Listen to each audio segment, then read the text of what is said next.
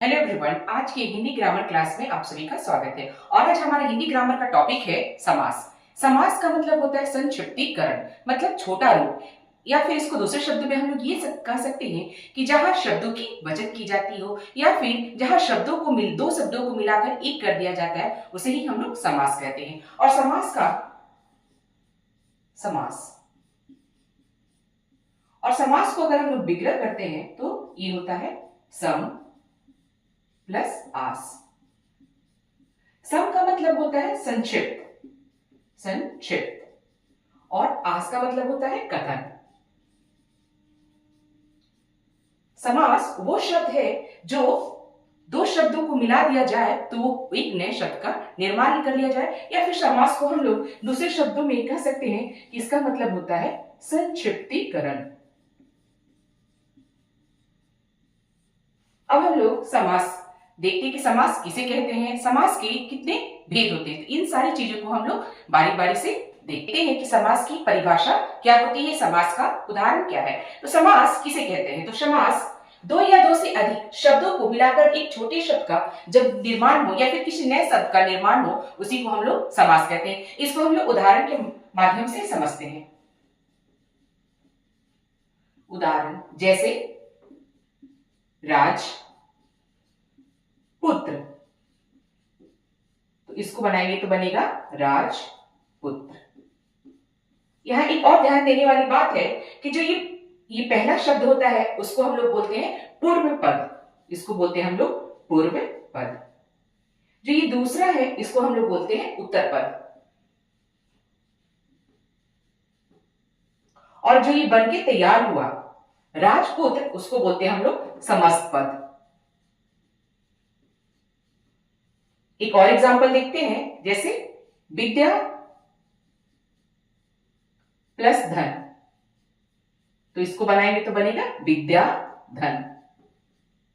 तो यहां हम लोग देख रहे हैं दो या दो से अधिक शब्दों को जब हम लोग मिला दिए तो एक नए शब्द का निर्माण हुआ या फिर एक छोटे शब्द का निर्माण हुआ, उसी को हम लोग समास कहते हैं। अब हम लोग देखते हैं कि समास के कितने भेद होते हैं। तो समास के भेद,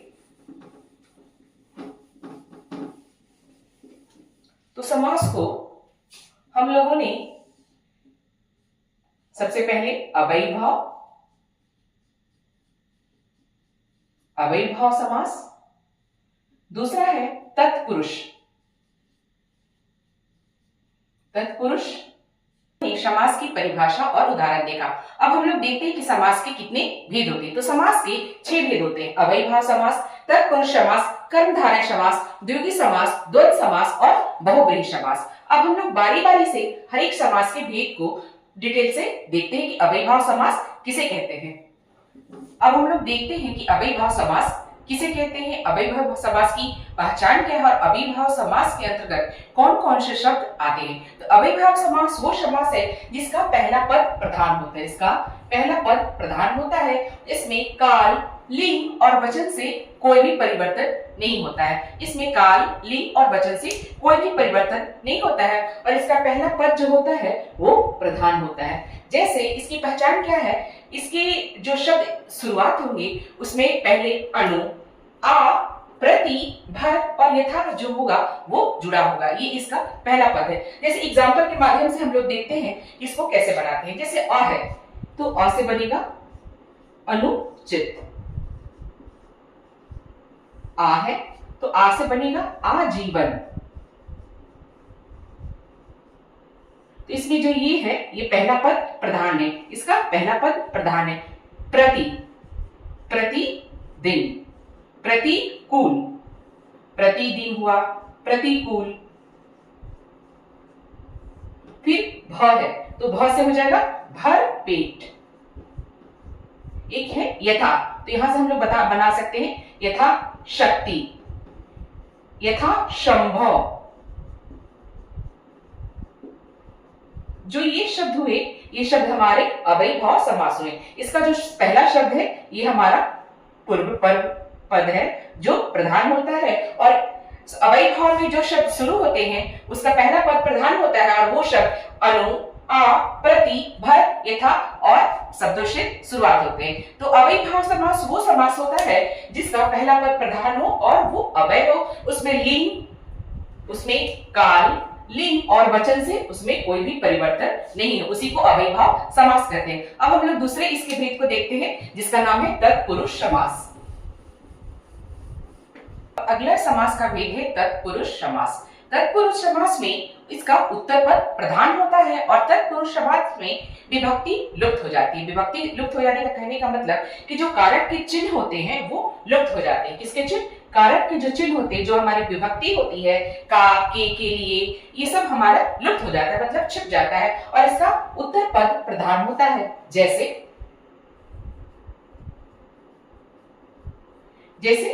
राजा का कुमार, राजा का कुमार, तो इसको बनाएंगे हम लोग राजकुमार।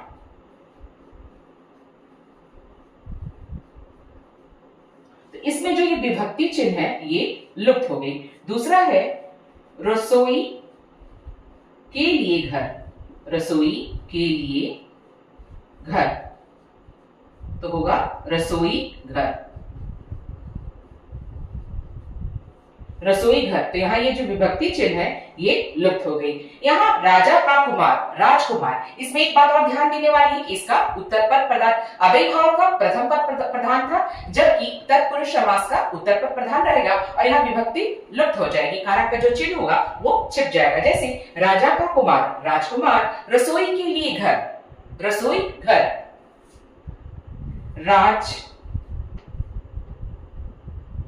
राजा का पुत्र, राजपुत्र। तो यहां जो ये विभक्ति चिन्ह है ये छिप जा रही है और इसका उत्तर पद प्रधान होता है। तो तत्पुरुष समास वो समास है जहां विभक्ति चिन्ह लुप्त हो जाए और उसका उत्तर पद प्रधान हो जाए। और तत्पुरुष समास के 6 भेद होते हैं। तो अब बारी बारी से हम लोग तत्पुरुष समास के 6 भेदों को देखते हैं। तत्पुरुष समास किसे कहते हैं और उसके उदाहरण को अभी हम लोगों ने देखा। अब हम लोग देखते हैं कि तत्पुरुष समास के कितने भेद होते हैं। तो तत्पुरुष समास के 6 भेद होते हैं। कर्म, करण, संप्रदान, आपादान, संबंध और अधिकरण। तत्पुरुष समास का जब हम लोग परिभाषा पढ़ रहे थे तो उसमें बता रहा था कि उसका उत्तर पद प्रधान होता है और उसमें विभक्ति लुप्त होती है। तो अब उसी चीज को इस पर हम लोग पुट करते हैं। तो जैसे इसमें विभक्ति का लुप्त होना, तो जैसे कर्म है तो कर्म में जो को विभक्ति है वो लुप्त हो जाएगी, कर्म में से और के द्वारा लुप्त हो जाएगी, संप्रदान में के लिए लुप्त हो जाएगी, अपदान में से, यहाँ बिछड़ना, बिछड़ना ये भी लुप्त हो जाएगी, संबंध में का, के, की और अधिकरण में पर जो ये विभक्ति चिन्ह है, ये जो कारक का चिन्ह है ये लुप्त हो जाएगा। इसको इस एग्जांपल के माध्यम से देखते हैं। जैसे यश को प्राप्त, तो जो ये को चिन्ह है इसको हम लोग लुप्त कर देते हैं, तो ये बनेगा यश प्राप्त। दूसरा है रथ को चलाने वाला, तो यहाँ को जो है वो लुप्त हो जाएगा, रथ को चलाने वाला, रथ चालक। दूसरा है मद से अंधा, यहाँ से विभक्ति लुप्त हो जाएगी तो ये होगा मतांध। दूसरा सुर द्वारा रचित, यहाँ द्वारा लुप्त हो जा रहा तो ये होगा सुर रचित। तीसरा है संप्रदान के लिए, प्रयोग के लिए शाला, तो यहाँ के लिए लुप्त हो जाएगा तो ये बनेगा प्रयोगशाला। तीसरा है आपादान, जहां से विभक्ति लुप्त हो जाएगी, से यहाँ बिछड़ने से है, तो धन से हीन, तो यहाँ से लुप्त हो जाएगी तो ये हो जाएगा धनहीन। दूसरा है जल से हीन, यहाँ से लुप्त हो गया तो ये बन गया जलहीन। तीसरा है संबंध, जहां का, के, की जो विभक्ति है वो लुप्त हो जाएगी। जैसे राजा का पुत्र, तो ये हो जाएगा राजपुत्र। दूसरा है देश की रक्षा, यहाँ की लुप्त हो गया तो बन गया देश रक्षा। अगला है अधिकरण, जहां में और पर की विभक्ति लुप्त हो जाएगी। जैसे शोक में मग्न, तो यहां में लुप्त हो गया तो बन गया शोक मग्न। अगला है गृह में प्रवेश, यहां में लुप्त हो गया तो बन गया गृह प्रवेश। तीसरा है लोक में प्रिय, यहां में लुप्त हो गया तो बन गया लोकप्रिय। तो हम लोगों ने देखा कि तत्पुरुष समास वो समास है जिसका उत्तर पद प्रधान होता है और उसमें जो विभक्ति चिन्ह होती है वो लुप्त होती है, और तत्पुरुष समास के 6 भेद होते हैं: कर्म, करण, संप्रदान, आपादान, संबंध और अधिकरण। अब अगला हम लोग समास पढ़ते हैं। हम लोग देखते हैं कि कर्मधारय समास किसे कहते हैं। तो कर्मधारय समास में 2 बातें होती हैं। इसमें उपमान, उपमेय, विशेषण और विशेष की बातें होती है, और इसके पहचानने का नियम है कि इसमें है, जो और की समान जब हम लोग विग्रह करेंगे तो इसमें इसकी पहचान है, जो और की समान से होती है। तो सबसे पहले हम लोग इसके उदाहरण देखने से पहले ये समझते हैं उपमान, उपमेय और विशेषण और विशेष किसे कहते हैं। तो उपमान सबसे पहले हम लोग देखते हैं उपमान, जिससे तुलना की जाती है, और उपमेय जिसकी तुलना की जाती है। जैसे उपमान हो गया चंद्रमा और उपमेय हो गया मुख। मुख की तुलना चंद्रमा से की जा रही है तो बोला जा रहा है चंद्रमुखी। विशेषण और विशेष, विशेष में जिसके बारे में कुछ बताया जाए, और विशेषण जिसमें रंग, रूप, गुण, दोष के बारे में बताया जाए। तो विशेष हो गया लड़की और सुंदरता हो, जैसे सीता सुंदर लड़की है तो सीता जो है वो विशेष हो गई, और जो सुंदर है वो विशेषण। फूल लाल है तो फूल जो है वो विशेष और लाल रंग विशेषण के अंतर्गत आया। तो अब हम लोग देखते हैं कि कर्मधारय समास की पहचान कैसे करते हैं। तो कर्मधारय समास की पहचान में ये रूल है कि इसमें है, जो और के समान जब हम लोग इसका विग्रह करेंगे तो ये दोनों साइन उसमें मौजूद होगा। तो देखते हैं एग्जाम्पल के तहत, चरण कमल, तो कमल के समान चरण, तो जो ये हमें ये पहचान का जो तरीका है इसमें ये आ गया के समान, तो इससे हम लोग पता चल पाया कि ये कर्मधारय समास है। दूसरा है महादेव, महान है जो देव, तो इसमें भी है और जो, इसका साइन यहाँ आ गया। दूसरा है नीलकंठ, नीला है जिसका कंठ, नीला है जो कंठ, उसको ही बोलते हैं हम लोग नीलकंठ। तो कर्मधारय समास वो समास है जिसमें उपमान, उपमेय, विशेषण और विशेष की बातें होती है, और इसका पहचानने का नियम है इसमें है, जो और के समान विग्रह करने पर ये मौजूद होता है। तो अगला हम लोग समास पढ़ते हैं। अगला हमारा भेद है द्विगु समास। तो द्विगु समास किसे कहते हैं। तो द्विगु समास के अंतर्गत हम लोग देखते हैं कि इसमें समस्त पद जो होता है उसका पूर्व पद प्रधान होता है। जैसे जो समस्त पद एक बार बताए थे, समस्त पद जैसे राज प्लस पुत्र, राज पुत्र, तो ये जो था ये पूर्व पद था, ये उत्तर पद था, और ये समस्त पद। तो यहां कह रहा है कि जिस समस्त पद का पूर्व पद संख्यावाचक हो, पूर्व पद ये हुआ हमारा समस्त पद का पूर्व पद, मतलब पहला जो पूर्व पद है वो संख्यावाचक हो, उसमें संख्या सम्मिलित हो। तो जैसे एग्जाम्पल के तहत देखते हैं, तिरंगा, यहां जैसे 3 रंगों का समूह, 3 रंगों का समूह। तो यहां हम लोग देख रहे हैं जो इसका पूर्व पद है वहां संख्या 3 आई। अगला है दोपहर, दोपहर का समूह, तो यहां संख्या क्या आई 2।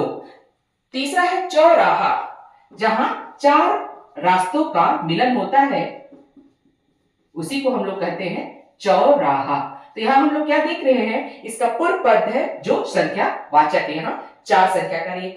अगला है नवरात्र, जहां 9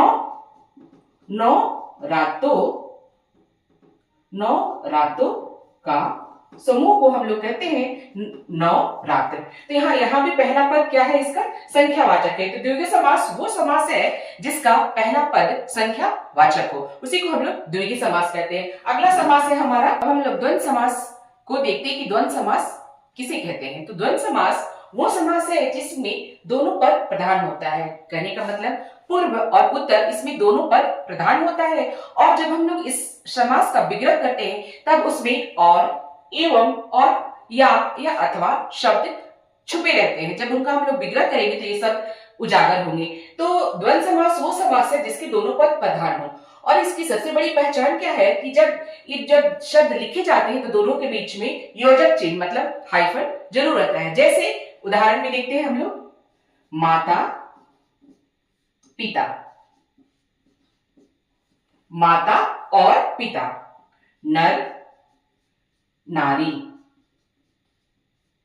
नर और नारी, देश विदेश, देश और विदेश, पाप, पुण्य, पाप और पुण्य। तो द्वंद्व समास वो समास होता है जिसमें दोनों पद प्रधान है और जब इनका हम लोग विग्रह करते हैं उसमें और, अथवा, या और एवं आते हैं और इसकी पहचान ये है कि ये शब्द के बीच में हाइफन होता है। अब हम लोग समास का लास्ट, अब हम लोग पढ़ने वाले हैं समास का सबसे अंतिम वेद और वो है बहुब्रीहि समास। तो बहुब्रीहि समास किसे कहते हैं और बहुब्रीहि समास की उदाहरण क्या क्या है उसको हम लोग देखते हैं। तो बहुब्रीहि समास वो समास है जिसमें दोनों पद अप्रधान होते हैं, मतलब ना पूर्व पद और ना ही उत्तर पद, कोई भी पद इसमें प्रधान नहीं होता है।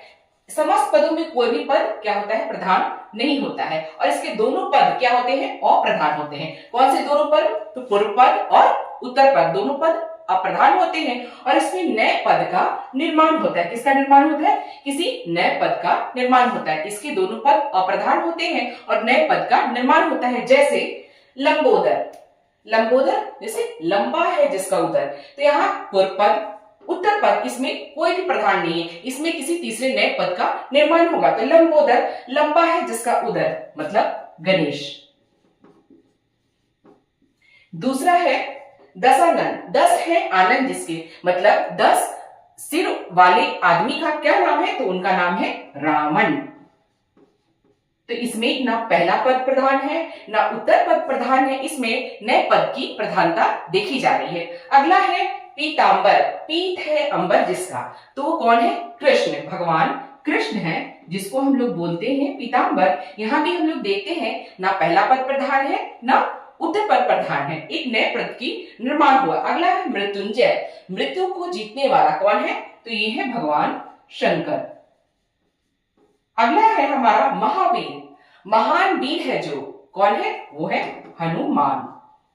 तो बहुब्रीहि समास वो समास है जहां दोनों पद अप्रधान होते हैं और नए शब्द का निर्माण होता है। तो इन्हीं शब्दों के साथ मैं आज का क्लास समाप्त करती हूँ। धन्यवाद।